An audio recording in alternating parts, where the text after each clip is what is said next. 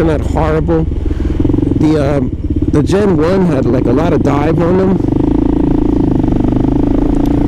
That would make you, like a Gen 1 was easy to lose your front wheel on the KLR. Like if you had to do an emergency stop and you jam on your brakes, you could easily lose your front wheel on a KLR.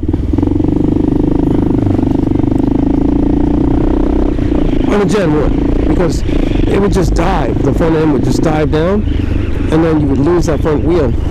If you were going on a turn or something, and you just leaned over a little bit, and you jam on the brakes, you're done. Like,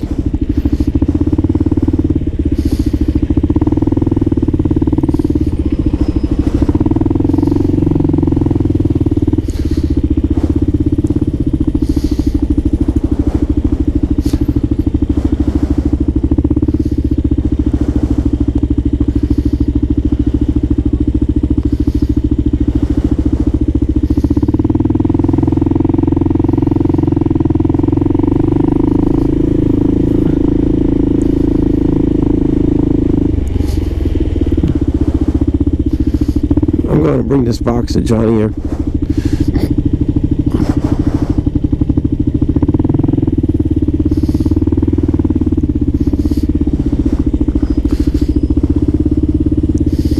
Yeah, I got a new rear brake rotor too that I need to change, but it's too cold right now to be messing with anything metal, because you can see like the corrosion. Like this one I had to change that bolt because I went to go take out just to top off my brake fluid. I think I was bleeding it or something.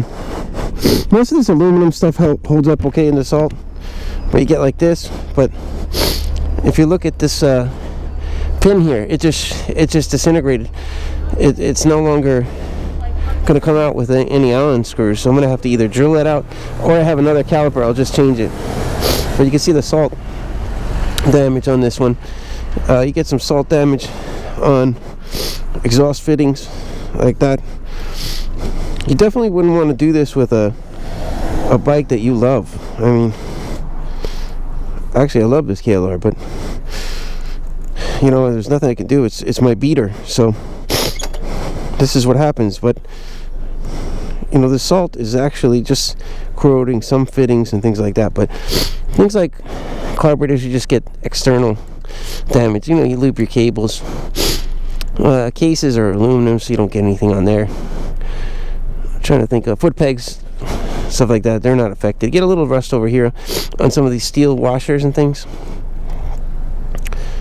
Definitely exhaust stuff gets bad. Like I'm gonna need a new exhaust header. This Lex, Lex is alright. I mean, it's a cheap exhaust.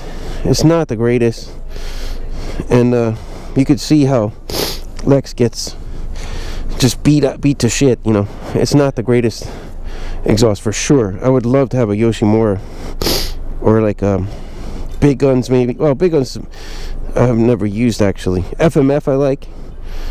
Lex though is a good cheap exhaust. If you don't mind repacking it, you know, every season, then it's fine. It works. I mean, what I notice about the Lex though, it's a cheaper exhaust, so it gets discolored.